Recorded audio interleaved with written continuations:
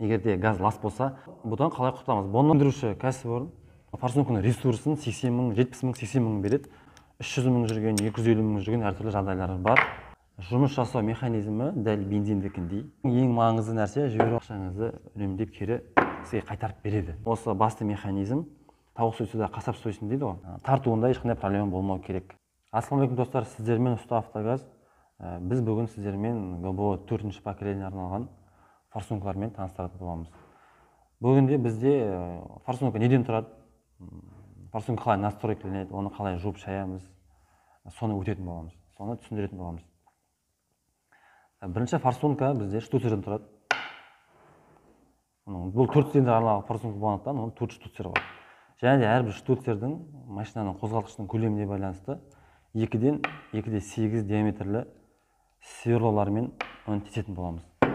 Бірінші штуцерден тұрады. Штуцерден кейін рампа, форсунка рампасы болады.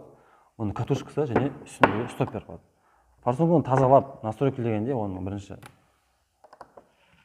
стопперларын шешеміз.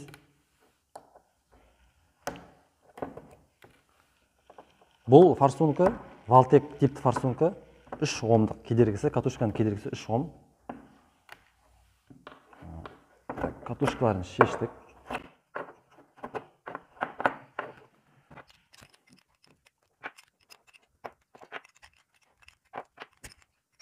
Бұл яғни газ келетін форсунканың рампасы, жұмыс жасау механизмі дәл бензиндікіне сәйкес.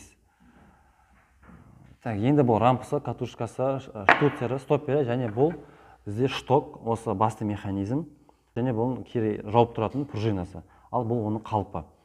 Көбінесе газ форсункілері, егерде газ лас болса, бұл шток сыртынан кірленіп, ысылай кезде, газ машина қызып тұрған кезде еріп жұмыс жасайды да, ал салқындаған кезде бұл газ ішіндегі ласы қатып, мынаны былайынан жүргізбей. Көлікті таңертең оталдырған кезде бензиннен газға ауысқанда машина өшіп қалуы мүмкін, немесе машинаның жоғарғы обороттарда, немесе төменгі обороттарда машинаның іркуіне әкеп соғады бұл. Бұдан қалай құтыламыз? Бұны үшін бұны штоктың сыртын карппен жуып шайып тазалаймыз. Содан соң кері орнына жинаймыз.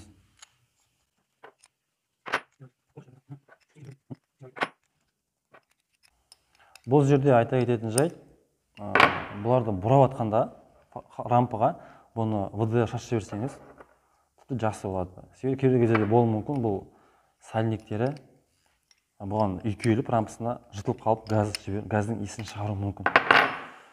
Бұны жинадық. Орындарына катушкаларын кигіземіз және стопперларын бекітеміз орындарына.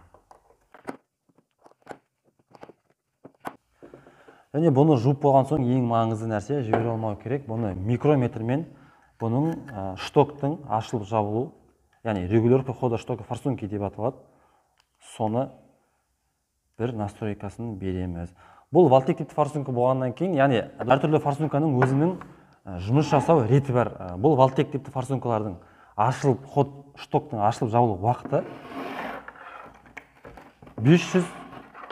500 микрон немесе 0,05 мм. Бұған форсунканы микронды беремізде, бұны тоқ бергенде бұл яғни 500 микронға сәйкес келеді. Бұны үстін ашып жауып, егер мысалы 400 микронда болса, бұл форсунка дұрыс жұмыс жасамайды. Газ жеуі мүмкін, немесе машина іркуі мүмкін. Бұдан құтылу үшін бұны микрометрге салып, оның жұмыс жасау, штоктың ашылып жабылуын 500 микронға апарамыз. Біріншісін бітірдік, енді екінші форсунканы штоктың ашылып жабылуын ретке келтіреміз.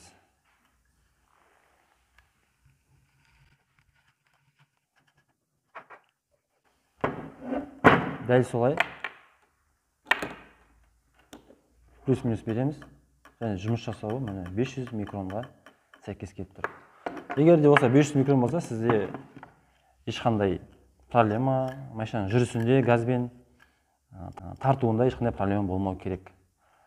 Басқа проблема болса, оны басқасынан іздейсіздер. Бұл да 500 микрон.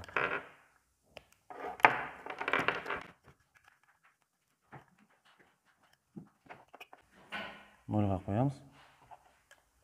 Бұл да 500 микрон. Бұл видеоны көргеннен кейін сіздер ешқандай жағдайда бұл төбесіндегі регулирующий винттарды үйге барып, машинаңызды ашып, бұрап жүрмеңіздер. Бұны бұрау үшін, яғни тауық сойсуда қасап сойсын дейді ғой. Өз маманына апарыңыздар, солар сіздерге істейді. Бұндай ол үшін бұл микрометр болу керек. Микрометрсіз ешқандай іс өнбейді бұл жерде. Бұл Валтек образный форсунка.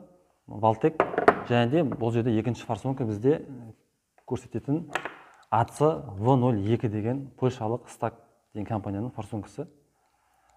Бұл 2 омдық форсунка, бұл яғни скоростной форсунка есептеледі. Қазақстанда Валтек, біздің алып отқан себебіміз Қазақстанда Валтек және осы АЦ компаниясының форсункалары көп тарағандықтан осыны алып отырмыз. Так, бұның әрбіреуінің өзінің штуцерларының диаметріне байланысты әрбіреуінің өзінің настройкалайтын құрылғылары бар. Бұл форсунка тез болғандықтан бұның катушканың кедергісі 2 ом. Яғни қозғалтқыштың көлемі үлкен машиналарға арналған. Бұныкін 50 микрон, 500 микрон қала берсе болады. Болады дегенде инструкцияда қалай берілген, соған байланысты ретке келтіреміз. 500 микрон. Дәл осы біріншісін істеген секілді, қалған 2, 3, 4-ті де дәл осы күйде настройкасын береміз. Бұл жерде форсунка, бұл штуцерлары көбінесе фильтріңізді көп уақыт ауыстырмасаңыз, немесе газ өте қатты лас болса, бұның бұл тесіктері соғанда бір қарап жүру керек болады. Машинаның, яғни қозғалтқыштың көлеміне байланысты оның түрлі-түрлі тесіктердің диаметрлері түрлі-түрлі болғандықтан, мынанда бір ашқан кезде мынанда бір тазалап жүру керек болады. Достар, және де соңдан соң бұл штуцерлардың орындарына бұраймыз.